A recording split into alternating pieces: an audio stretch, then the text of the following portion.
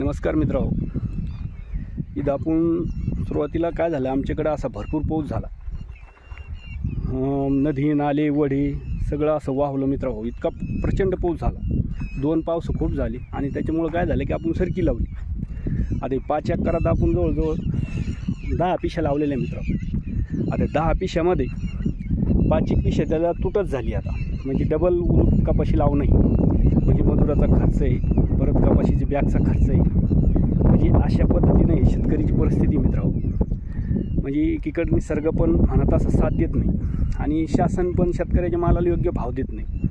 आता विचार करा, कापसाला भाव आहे 6 ते 7 हजार रुपये. त्यांना ते परवडत नाही. आणि दुसरी गोष्ट की बुवा हे असं जरा डबल आता याची लागवड करायची आणि याला परत डबल लावायचं म्हणजे याचा खर्च वाढला. आणि सांगायचं कारण हे मित्रांनो की शेतकरी ज्यावेळेस मातीमध्ये जे पैसा टाकतो ना, तर त्याचं खूप मोठं काळीज करून शेतकऱ्याला हे कामं करावं लागतात आणि त्याचं फळ हे असं मिळतं मित्रांनो. त्याच्यामुळं शेती काय झाली की निसर्गावर अवलंबून असल्यामुळं ती म्हणा तशी शेतकऱ्याला परवडणार. कधी पाऊस जादा होतो, कधी अतिवृष्टी होती, कधी पाऊस पडत नाही, कधी दुष्काळाचं सावट येतं. म्हणजे हे अशा छायामध्ये शेतकरी त्याचं जीवन जगत असतो आणि शासनाला याचं काही घेणं देणं नाही.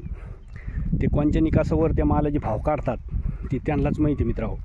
पण कमीत कमी कापसाला 10 ते 12 हजार रुपये क्विंटल शासनाने भाव द्यायला पाहिजे. बरं, एक असं आहे, काही लोक सांगतात बुवा परवडत नाही तर करू नका, पण मग काय करायचं, याला काय पर्याय आहे? तर आम्हाला शेतकऱ्याला याच्याशिवाय पर्याय नाही. कारण नाही लावा, नाही कपाशी घ्या, तर कोणचं उत्पन्न घेणार? म्हणजे कपाशी हा नगद पैशाचं जे ते उत्पन्न आहे, त्याच्यामुळे शेतकऱ्याला ते घ्यावं लागतं. आणि त्याच्यासाठी शासनानं की ह्या गोष्टीकडे लक्ष देऊन की बुवा कसं आता डबल जर शेतकऱ्याचा खर्च, म्हणजे असं झालं आहे की उत्पन्न कमी आणि शेतकऱ्याचा खर्च जादा, म्हणजे उत्पन्नापेक्षा खर्च जादा होऊ राहिला आहे. हे अशा गोष्टी मित्रांनो शेतकऱ्याच्या. आणि एकीकडं असं आहे की रोज पाऊस येईल याची वाट पाहत बसते शेतकरी. तो कधी येतो आहे, कधी बाजूने निघून जातो आहे, कधी कमी पडतो, कधी जादा पडतो. आता याच्यामध्ये तुम्हाला सांगतो काही बी पण तसं होतं, पण काल परवा काय झालं की परत थोडा शिपशिप पाऊस झाला. आता हाय ते बी पण जे होतं ते पण पूर्ण खराब होणार. म्हणजे अशा पद्धतीची सारखी मित्रांनो 5 एकरात 10 पिशा लावली. पण काय परिस्थिती अवघड आहे. एकीकडे निसर्ग साथ देत नाही, एकीकडे शासन साथ देत नाही आणि अशा पद्धतीत शेतकरी कसं तरी त्याचं जीवन जगतोय. आणि अशा पद्धतीचे बघा आता हे तासच उगेल नाही मित्रांनो. आता नाही उगायचं कारण काय की मंजूर पण त्या पद्धतीनं चांगल्या पद्धतीनं कपाशी लवित नाही की बाबा त्यांनी जर चांगलं घरच्या पद्धतीनं जर काम केले तर इथं बी शेतकरी मंजुरामुळं बी काही वेळेस शेतकरी तोट्यात जातो.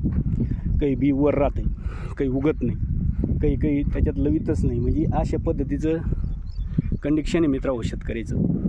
तर आपली शासनाला कळकळून विनंती आहे आणि तुम्ही बी मित्रांनो की हे शेतकरीची जी परिस्थिती आपलं चॅनल आहे याला सबस्क्राईबर आणि लाईक करा की हे जे गोष्टी या शासनापर्यंत गेल्या पाहिजे मित्रांनो.